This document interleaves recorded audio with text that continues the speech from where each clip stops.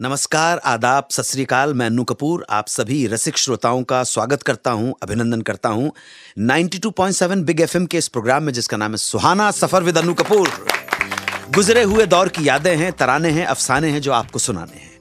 तो आज मैं आपको सुनाऊंगा कि कैसे गुरुदत्त के दोस्त लेखक अबरार अलवी साहब को ना चाहते हुए भी बनना पड़ गया डायरेक्टर। और फिर बताऊंगा कि जब आनंद बख्शी पहली कार खरीद रहे थे तो उन्हें कार डीलर की वो कौन सी बात ऐसी चुभी कि उन्होंने मिल रहे डिस्काउंट को लेने से इनकार कर दिया। और आज बात करूंगा उस गीतकार की जिनका लिखा पहला ही गीत बहुत कामयाब रहा, सफल हुआ।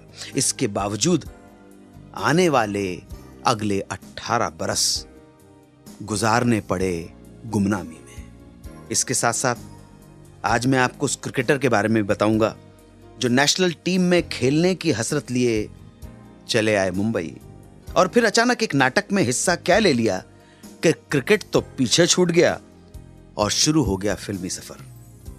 ऐसी ही कुछ और कहानियां होंगी, किस्से, कहानियां, इनसे आपको रूबरू करवाऊंगा। तो आज के सुहाने सफर पर निकल पड़ते हैं। तो सबसे पहले चर्चा लेखक अबरार अलवी की। गुरुदत्त की फिल्म आर पार में डायलॉग लिखकर अपना फिल्म करियर शुरू किया। इसके बाद उन्होंने गुरुदत्त की ही मिस्टर मिसेस 55, प्यासा और कागज के फूल के डायलॉग लिखे। इसके बाद गुरुदत्त जी ने बिमल मित्र के बंगला उपन्यास पर फिल्म साहब बीबी और गुलाम बनाने की तैयारियां शुरू कर दी। लिखने की जिम्मेदारी एक बार फिर अबरार अलवी को दी गई। अबरार साहब ने स्क्रिप्ट तैयार की, फाइनल ड्राफ्ट गुरुदत्त को सौंप दिया। अबरार साहब उन दिनों बाहर की भी कुछ फिल्में लिख रहे थे। उन्होंने गुरुदत्त से कहा कि व्यस्तता की वजह से मैं साहब बीबी और गुलाम फिल्म की शूटिंग के सेट पर नहीं रह पाऊंगा। चूंकि डायलॉग राइटर की एब्सेंस में अभिनेताओं के लिए परेशानी खड़ी हो सकती थी, इसलिए गुरुदत्त के कहने पर अबरार अलवी ने पूरी की पूरी स्क्रिप्ट अपनी आवाज में 4 घंटे के स्पूल पर रिकॉर्ड करके गुरुदत्त को दे दी। वो जमाना था जब स्पूल पर रिकॉर्ड हुआ करता था। गुरुदत्त साहब अपनी फैमिली प्रॉब्लम्स में उलझे हुए थे। एक पॉइंट पे पहुंच के उन्हें लगा कि शायद वो साहब बीबी और गुलाम का काम, निर्देशन संभाल नहीं पाएंगे, ध्यान भटक जाएगा, कॉन्सेंट्रेट नहीं कर पाएंगे। ऐसा जैसे ही उनके मन में ख्याल आया तो उन्होंने दूसरे डायरेक्टर से बात करनी शुरू कर दी। सत्यन बोस से बात की, नितिन बोस से बात की, दोनों बहुत बड़े डायरेक्टर। लेकिन बात बनी नहीं, दोनों मसरूफ थे अपने अपने प्रोजेक्ट्स में। अचानक गुरुदत्त साहब के मन में एक विचार, आइडिया स्ट्राइक हुआ और फाइनली उन्होंने डायरेक्शन की बागडोर थमा दी अबरार अलवी साहब के हाथों में। अबरार साहब को डायरेक्शन का कोई एक्सपीरियंस नहीं था और ना ही वो इसके लिए मेंटली तैयार थे। जब उन्होंने अपनी इनेबिलिटी बताई कि मैं कर नहीं पाऊंगा, तो गुरु साहब ने उनसे कह दिया, यार जैसा स्पूल पर रिकॉर्ड किया है बस वैसा ही रिकॉर्ड कर दो, तुम्हें करना ही पड़ेगा, हर हाल में करना पड़ेगा, अब मरता क्या ना करता। अबरार साहब ने ये जिम्मेदारी स्वीकार कर ली। फिल्म पूरी हुई, रिलीज हुई, देखी गई और लोगों ने ऐसी देखी, ऐसी चलाई कि बॉक्स ऑफिस के सारे रिकॉर्ड्स टूट गए। तो इस तरह मजबूरी में राइटर अबरार अलवी बन गए डायरेक्टर। गीतकार आनंद बख्शी पहली कार खरीद रहे थे अपने जीवन की। डिस्काउंट भी मिल रहा था, लेने से इनकार कर दिया। क्यों? ये किस्सा सुनाऊंगा आपको। लौट कर आप सुनते रहें सुहाना सफर विद अन्नू कपूर, सिर्फ 92.7 बिग एफएम पर। आप सुन रहे हैं रेडियो का number 1 show Suhana Safar with Annu Kapoor, सिर्फ 92.7 बिग एफएम पर। बख्शी साहब, आनंद बख्शी साहब ने 1958 में बनी थी एक फिल्म जिसका नाम था भला आदमी। इसी फिल्म से उनकी एंट्री हुई थी फिल्म इंडस्ट्री में। 6-7 सालों के संघर्ष के बाद जब कामयाबी ने दस्तक दी तो सोचा क्यों ना कार खरीदी जाए। तो एक सेकंड हैंड कार्स के डीलर के पास पहुंच गए। एक कार पसंद आ गई। फिर बातों ही बातों में उन्होंने डीलर से कहा, मैं भाई अमीर आदमी नहीं हूं, अभी अभी थोड़ा बहुत नाम होना शुरू हुआ है, नया नया गीतकार हूं, तो भाई थोड़ा सा प्राइस ठीक लगाना। डीलर ने भी इनको सुना और थोड़ा सा डिस्काउंट देने को तैयार हो गया। लेकिन जब आनंद बख्शी ने अगले दिन पेमेंट करने की बात की तो डीलर ने साफ मना कर दिया कि छूट सिर्फ आज के लिए है, अगर अगले दिन पेमेंट करोगे तो ये डिस्काउंट नहीं मिलेगा। बख्शी साहब ने जवाब दिया कि इस तरह से दबाव मत डालो मेरे पर, मुझे कौन सी गाड़ी खरीदनी है और कब लेनी है इस बात का फैसला मैं करूंगा, ये डिस्काउंट के लालच में आपकी शर्त के आगे मैं नहीं झुकूंगा। और उन्होंने वो कार अगले ही दिन खरीदी और वो भी पूरे दाम चुकाकर। 21 जून 1966 को खरीदी 1962 मॉडल की उस सेकेंड हैंड फिएट कार का नंबर था MRZ 7433। बख्शी साहब 2002 में गुजर गए, लेकिन उनकी वो कार आज भी उनकी बेटी कविता ने अपने पास अपने पिता बाबूजी पापा की याद में सहेज कर रखी हुई है। बख्शी साहब ने हमेशा बच्चों को यही तालीम शिक्षा दी थी कि बजाय दुनिया के हिसाब के चलने के, हमें कोई भी फैसला अपनी और अपने परिवार की जरूरतों के मुताबिक लेना चाहिए, अपने आप पे भरोसा होना चाहिए। पुरानी कहावत है कि चादर देखकर पैर पसारने चाहिए। तो सुनने वालों, जितनी हैसियत हो उस हिसाब से अगर खर्च करेंगे तो ठीक ठाक लाभ चलेगी। वकालत करते करते वकील से गायक बन बैठा। ये सिंगर कौन थे? कोर्ट में केस चलाया करते थे, पहुंच गए बंबई। कैसा था इनका अदालत से फिल्मों का सफर, ये सुनाऊंगा थोड़ी देर में। आप सुनते रहें सुहाना सफर विद अन्नू कपूर, सिर्फ 92.7 बिग एफएम पर। आप सुन रहे हैं रेडियो का number 1 show Suhana Safar with Annu Kapoor, सिर्फ 92.7 बिग एफएम पर। अब चर्चा अमृतसर के एक बिजनेस फैमिली के उस लड़के की जो वकालत छोड़कर बन गया सिंगर। नाम था जसपाल सिंह। राष्ट्रीय प्रोडक्शन की फिल्म गीत गाता चल से सुर्खियों में आए थे। जसपाल सिंह के बड़े भाई सुप्रीम कोर्ट में प्रैक्टिस किया करते थे। सो जसपाल सिंह भी अमृतसर से दिल्ली चले आए भाई के पास। दिल्ली में रहकर LLB किया और उसके बाद प्रैक्टिस करने लगे वकालत की।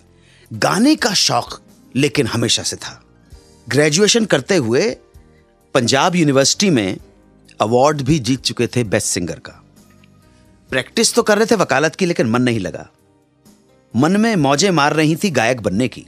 सो ये तमन्ना लिए चले आए बंबई। बंबई में बड़ी बहन रहा करती थी। आप सब जानते हैं कि फिल्मों में काम करने का मौका आसान नहीं है, इसलिए अपने आप को सरवाइव करने के लिए जसपाल सिंह जी मुंबई हाई कोर्ट में प्रैक्टिस करने लगे। लॉन्च करने के लिए उनके जीजा ने 1968 में एक फिल्म बनाई जिसका नाम था बंदिश। इसमें जसपाल सिंह जी ने एक गाना गाया। देखो लोगों, ये कैसा जमाना आया। फिल्म आई लेकिन चली नहीं। उसके बाद उन्होंने अनजान है कोई, जंगल किंग, ऐसी फिल्मों में गीत गाए, लेकिन अभी भी बात बन नहीं रही थी। एक रोज संगीतकार रविंद्र जैन ने जसपाल सिंह को मिलवाया सेठ ताराचंद बड़जात्या से। सुनवाया। बड़जात्या साहब बहुत इंप्रेस हो गए। लेकिन जब उन्हें पता चला कि फिल्म गीत गाता चल का पहला गीत श्याम अभिमानी रफी साहब से ऑलरेडी गवा लिया गया है, तो निराश होकर वापस अमृतसर जाने की तैयारी में लग गए। उधर ताराचंद जी को जब ये बात मालूम हुई तो उन्होंने जसपाल सिंह से कहा कि थोड़ा धैर्य रखो, सब्र करो। कुछ दिनों बाद उनसे 2 गीत रिकॉर्ड करवाए। गीत के बोलते धरती मेरी माता पिता आसमान, और दूसरा गीत था मोहित छोटा मिला भरतार। वो दोनों ही गीत अच्छे रिकॉर्ड हुए, अच्छी कंपोजिशन थी, इतने अच्छे बने कि फिल्म का जो टाइटल सॉन्ग था वो उनके हिस्से में आ गया। गीत गाता चलो साथी गुनगुनाता चल, बहुत अच्छी कंपोजिशन है, कितनी फ्रेशनेस है आवाज के अंदर। साथ साथ रामायण की चौपाइयां भी गाने का मौका उनको मिल गया। और इस तरह जसपाल सिंह जी वकालत करते करते एस्टैब्लिश हो गए एक सिंगर के रूप। कहानी एक क्रिकेटर की जो आया तो था बॉम्बे नेशनल टीम में खेलने के लिए, मगर बन बैठा हिंदी फिल्मों का एक एक्टर। कैसे, जानने के लिए सुनते रहें सुहाना सफर विद अन्नू कपूर, सिर्फ 92.7 बिग एफएम पर।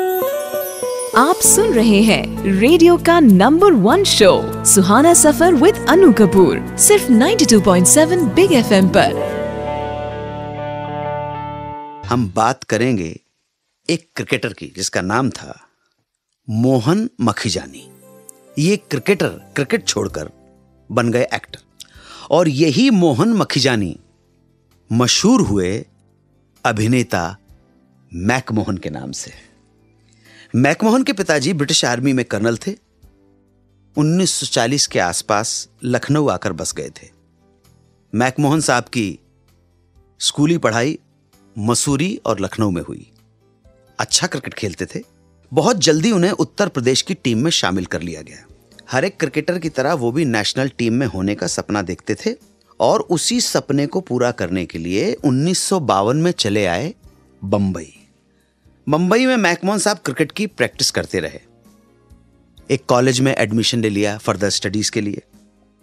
उन्हीं दिनों एक दोस्त के माध्यम से एक नाटक में काम करने का मौका मिल गया, जिसमें उनकी मदर का रोल कर रही थीं शौकत आजमी, यानी कैफी साहब की धर्मपत्नी और शबाना आजमी की मदर, जो इप्टा की बहुत एक्टिव मेंबर हुआ करती थी। उनके कहने पर मैकमोहन को ना चाहते हुए भी इप्टा के एक नाटक में पार्ट लेना पड़ा। ना चाहते हुए इसलिए कि क्रिकेट की प्रैक्टिस और रिहर्सल का टाइम क्लैश हो रहा था।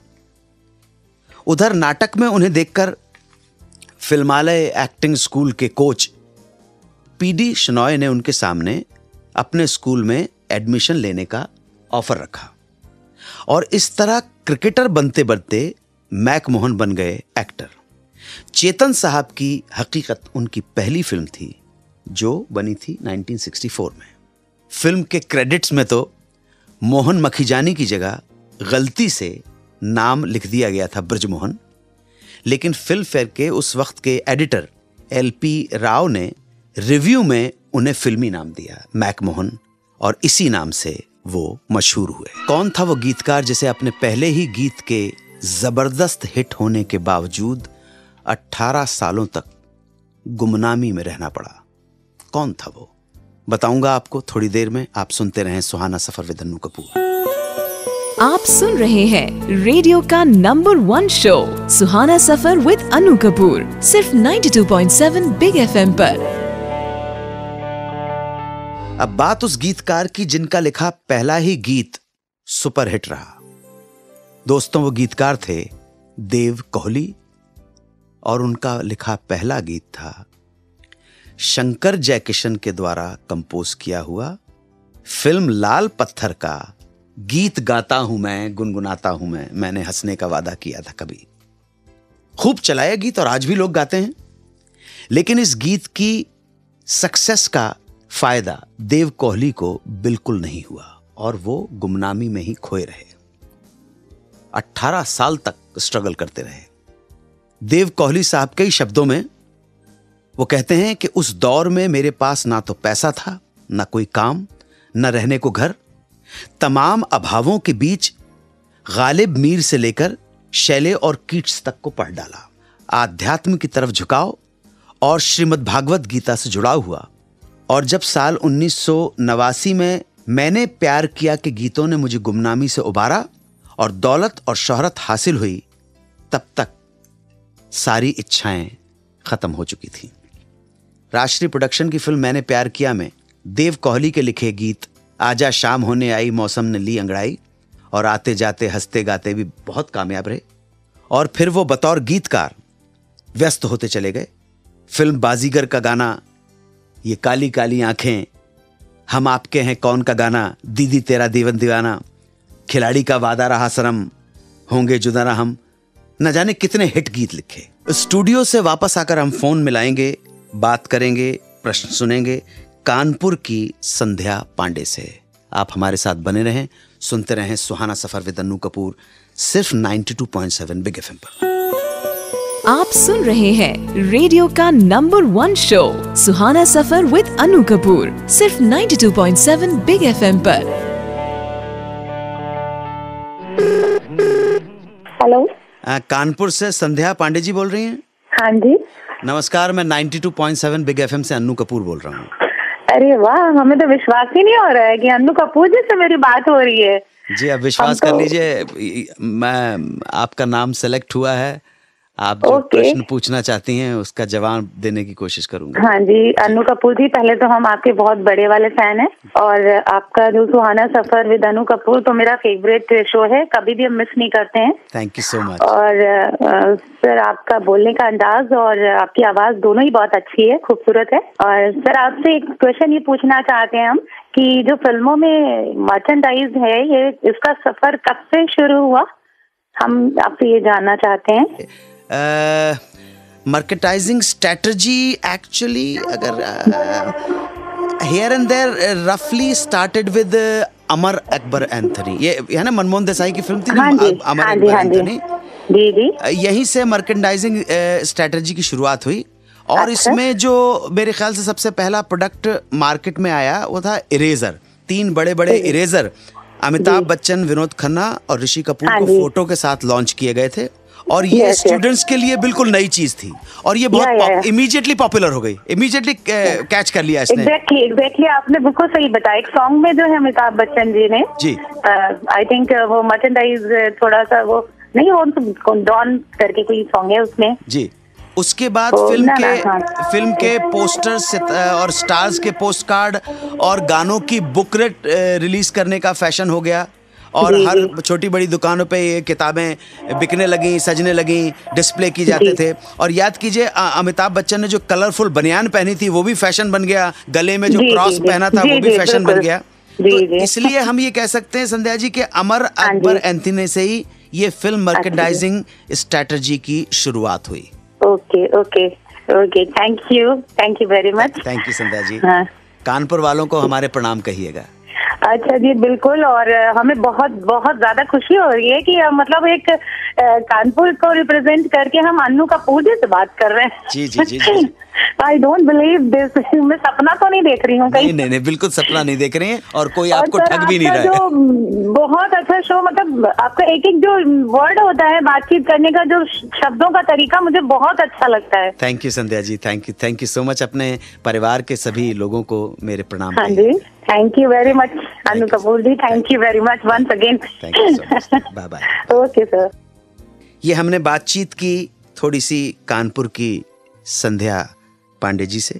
इसी जानकारी के साथ मैं आप सबसे इजाज़त चाहूँगा, हमेशा की तरह आपको याद दिलाते हुए कि आप हमें SMS कर सकते हैं, प्रश्न पूछ सकते हैं, सुझाव दे सकते हैं। हमारा नंबर है 55454। लिखिए big then space then your message. आज के सुहाने सफ़र को देता हूँ यहीं विराम। फिर आपसे मुलाकात होगी और हम निकल पड़ेंगे एक नए सुहाने सफ़र पर, जहां हमारे साथ होंगे हिंदी सिनेमा के सुनहरे दौर के कुछ और मीठे गीत और सुने अनसुने कुछ नए किस्से। शुभकामना, मंगल कामना, आप जहां हो खुश रहें, आबाद रहें, कानपुर रहें या इलाहाबाद रहें। जय हिंद, वंदे मातरम। आप सुन रहे हैं रेडियो का number 1 show Suhana Safar with Anu Kapoor, सिर्फ 92.7 बिग FM पर।